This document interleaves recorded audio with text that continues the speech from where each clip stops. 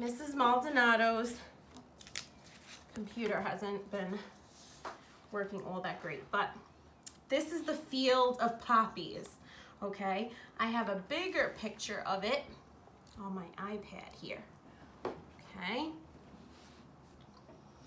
And for any of you guys that remember when we did the light unit, we learned about Vincent van Gogh, okay? He did that dark, dark picture that most of us made. And this one is a little different from what he normally does. This is called Field of Poppies.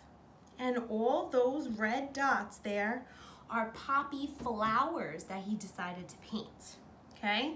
So Mrs. Maldonado, what she did was she made her own paint because I didn't have paint at home. And all I used was flour, water, some food coloring, and dishwashing soap. And I made my version of the Field of Poppies by Van Gogh. See, it's not exactly the same, but that's what I see. And this is what I wanted to make when I made my own finger paint, okay? So that's the first one. This is Field of Poppies by Vincent van Gogh. Then the other one I made was Water Lilies by Claude Monet. But see how my printer is acting crazy, so the colors aren't the best. So this is what it really looks like on the internet, okay? These are lilies, lily pads, you know, where you always see the frogs jumping. And I, with my paint, made my own. Okay, so that's the Water Lilies by Claude Monet. Okay, and see how it doesn't look the same and it doesn't look perfect? What's the beauty of art? We always say it's always abstract. We make it our own, however we want to make it, right? And then the last one that I love is Flowers by Andy Warhol, okay? He's one of my favorites. Oops. This is what it looks like. And this one I decided to use my markers and crayons to make, okay? Doesn't look the same, pretty close to it, but I made it my own, okay? So these are 3 different types of paintings of famous flowers. And what I want you to do is to make your own. Now, if you really, really want to make paints at home, I'm going to send in the email the recipe that I use to make my own paint, okay? So what I said was I used flour, food coloring to make the colors, soap, and some water, okay? And this is what I didn't have cups.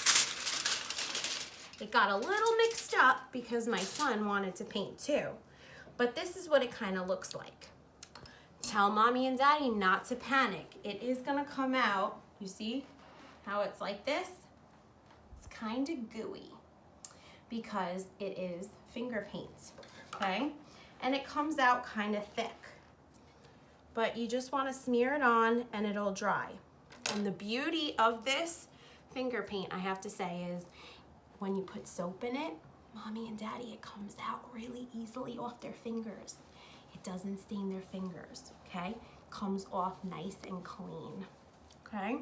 So I also wanted to show you that maybe you have a hard time making flowers. Maybe you don't know what to do. If you guys have any tissue, toilet paper or paper towel rolls lying around, you can cut it, bend it, because sometimes it's hard to make flowers. Maybe you don't know how to paint a flower. Because the thing is, a lot of us don't have paintbrushes, so maybe it'll be hard to make a flower with your finger. You could take this, you could dip it in one of these, See how it's gonna come out? It's gonna be like really, really thick. But as long as you smooth it out on there and get enough of it, and then you get your paper, you'll be able to make your own flower.